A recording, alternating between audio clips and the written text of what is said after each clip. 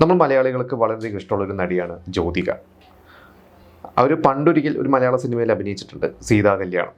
അത് കഴിഞ്ഞിട്ട് പിന്നെ കുറേ വർഷങ്ങൾക്ക് ശേഷമാണ് മമ്മൂക്കയുടെ കൂടെ കാതൽ എന്ന് പറഞ്ഞ സിനിമയിൽ അഭിനയിച്ചത്. എന്നാൽ ഇതിൻ്റെ ഇടയ്ക്ക് ഒന്ന് രണ്ട് സിനിമകളിലൊക്കെ അവർ അഭിനയിക്കേണ്ടതായിരുന്നു. അതും നമ്മുടെ ലാലേട്ടൻ്റെ കൂടെ. ആ ഒരു സിനിമയെക്കുറിച്ചും അവരെന്തുകൊണ്ട് അതിൽ അഭിനയിച്ചില്ല എന്നുള്ള കഥകളൊക്കെയാണ് ഞാൻ നിങ്ങളോട് ഷെയർ ചെയ്യാൻ പോകുന്നത്.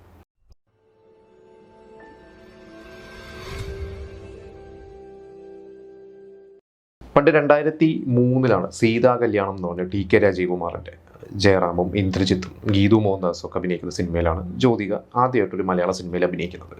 പക്ഷേ ആ സിനിമ പ്രൊഡക്ഷനിലൊക്കെ എന്തൊക്കെയോ ഡിലേ ഒക്കെ വന്നിട്ട് കുറേ കാലം കഴിഞ്ഞ്, എനിക്ക് തോന്നുന്നു 2008 ഒക്കെ ആയപ്പോഴാണ് ആ സിനിമ തിയേറ്ററിൽ എത്തിയത്. പക്ഷേ അത് പരാജയമായിരുന്നു.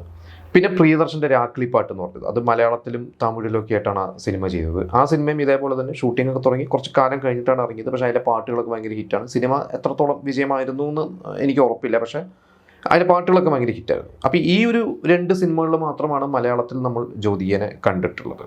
അല്ലെങ്കിൽ ഒരു മലയാള സിനിമകൾ ജ്യോതിക ഭാഗമായിട്ടുള്ളത് ഈ 2 സിനിമകൾ മാത്രമാണ്. പക്ഷേ ഇതിനിടയ്ക്ക് നമ്മുടെ ലാലേട്ടൻ്റെ ഒരു സിനിമയിലേക്ക് അവർ വിളിച്ചിരുന്നു. അത് ഭദ്രൻ സംവിധാനം ചെയ്ത ഉടയോൻ എന്ന് പറയുന്ന സിനിമയായിരുന്നു. നമുക്കറിയാം, സ്ഫടികവും ഒളിമ്പിൻ അന്തോണിയും അതുപോലെ തന്നെ വെള്ളിത്തിര, അങ്ങനെ വളരെ അപൂർവ സിനിമകളാണ്. അതിന് മുമ്പുണ്ട് 80s അയ്യർ ദി ഗ്രേറ്റും, 90s അയ്യർ ദി ഗ്രേറ്റും, അതിന് മുമ്പ് 80s പൂമുഖപ്പടിയിൽ നിന്ന് അങ്ങനത്തെ സിനിമകളൊക്കെ ഭദ്രൻ ചെയ്തിട്ടുണ്ട്.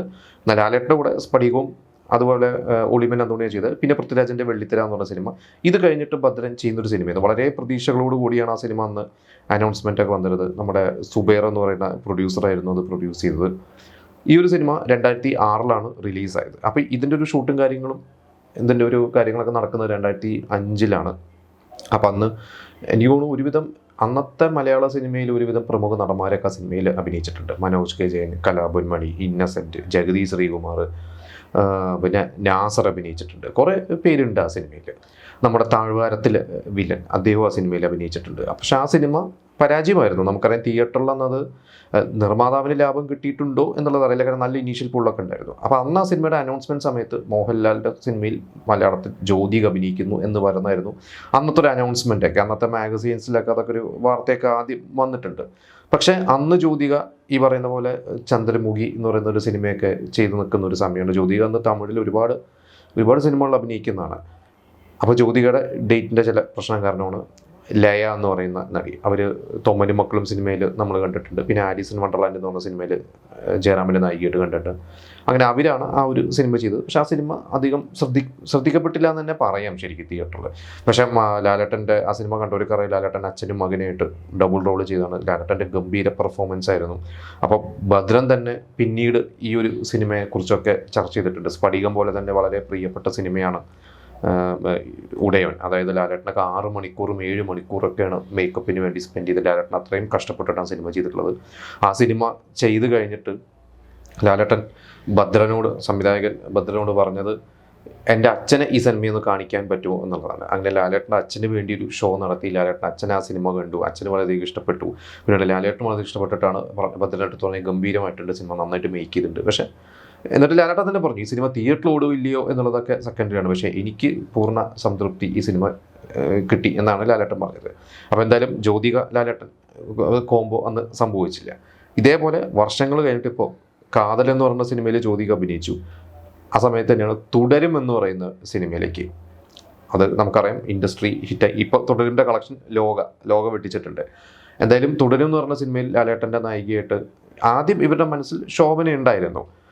പിന്നെ ശോഭനേനെ അപ്രോച്ച് ചെയ്താൽ ശോഭന ഒരുപാട് ഡാൻസിൻ്റെ ഒക്കെ തിരക്കായതുകൊണ്ട് ശോഭനേനെ കിട്ടുമോ എന്ന് ഉറപ്പില്ലാത്തതുകൊണ്ട് ഇവർ വേറെ ഓപ്ഷൻസ് നോക്കി. ഇവർ മഞ്ജു വാര്യർ നോക്കിയിരുന്നു, പിന്നെ ജ്യോതികനെ നോക്കിയിരുന്നു. മഞ്ജു വാര്യരുടെ കാര്യം എത്രത്തോളം കറക്റ്റാണെന്ന് എനിക്കറിയില്ല. മഞ്ജു വാര്യർ ഇവരെ അപ്രോച്ച് ചെയ്തിരുന്നോ എന്നുള്ളത് എനിക്കറിയില്ല. എന്തായാലും തരുൺമൂർത്തി തന്നെ പറഞ്ഞിട്ടുണ്ട്, ഇവർ ജ്യോതികയുടെ അടുത്ത് സംസാരിച്ച് എനിക്കൊന്ന് കഥ വരെ പോയി പറഞ്ഞിട്ടുണ്ട് ജ്യോതികയുടെ അടുത്ത്. ജ്യോതിക്ക് കഥയൊക്കെ ഇഷ്ടപ്പെട്ടതാണ്. പക്ഷേ ആ സമയത്ത് ജ്യോതിക്ക് ഒരു വിദേശ ട്രിപ്പ്, എനിക്കൊന്ന് ഫാമിലി ട്രിപ്പാണ്, സൂര്യയും മക്കളൊക്കെ ആയിട്ട് ഒരു ഫാമിലി ട്രിപ്പ് പ്ലാൻ ചെയ്ത ഒരു ഡേറ്റിലേക്ക് ഇവർ ഓൾറെഡി ഫിക്സ് ചെയ്തുകൊണ്ട് അവർക്ക് അഭിനയിക്കാൻ പറ്റില്ല എന്ന് പറഞ്ഞ കാരണമാണ് ശോഭനയിലേക്ക് പോയത്. അപ്പോൾ അങ്ങനെ 2 സിനിമകളാണ് ജ്യോതികയുടെ ലാലേട്ടനായിട്ട് മിസ്സായി പോയത്. ഇപ്പോൾ ജ്യോതിക സത്യം പറഞ്ഞാൽ സൂര്യനെ കല്യാണം കഴിച്ച ശേഷം ഒരു ബ്രേക്ക് എടുത്തു, 8-10 വർഷം സിനിമയൊന്നും ചെയ്യാതെ. പിന്നെ നമ്മുടെ ഹൗ ഓൾഡ് ആർ യു എന്ന് പറയുന്ന ഒരു സിനിമയുടെ റീമേക്കിലൂടെ വീണ്ടും വന്നു. പിന്നെ കുറേ സിനിമകൾ അഭിനയിച്ചു. ഇപ്പോൾ ഹിന്ദി സിനിമകളുടെയൊക്കെ ഭാഗമാവുന്നുണ്ട്. എന്തായാലും ഇപ്പോൾ ജ്യോതിക പണ്ട് അഭിനയിച്ച സിനിമകളൊക്കെ വീണ്ടും ഇപ്പോൾ കുഷിയൊക്കെ വീണ്ടും റിലീസ് ചെയ്തിട്ടുണ്ട് തിയേറ്ററിൽ. എനിക്ക് തോന്നുന്നു തിരുമലയും വീണ്ടും റിലീസ് ചെയ്യാനുള്ള ഒരു സാധ്യത ഉണ്ടെന്നൊക്കെ കേൾക്കൊന്നും അറിയില്ല. എന്തായാലും ജ്യോതികയുടെ ഫേവറേറ്റ് സിനിമകൾ ഇപ്പോൾ ഈ പറഞ്ഞ പോലെ മലയാളത്തിൽ സീതാ കല്യാണവും രാക്ലിപ്പാട്ടൊക്കെ നിങ്ങൾ കണ്ടിട്ടുണ്ടോ എന്നുള്ളത് നിങ്ങൾ പറയുക. ജ്യോതികയുടെ ഫേവറേറ്റ് സിനിമകൾ ഏതൊക്കെയാണെന്നുള്ളതും നിങ്ങൾ നമുക്ക് കമൻറ്റ് ചെയ്യാം.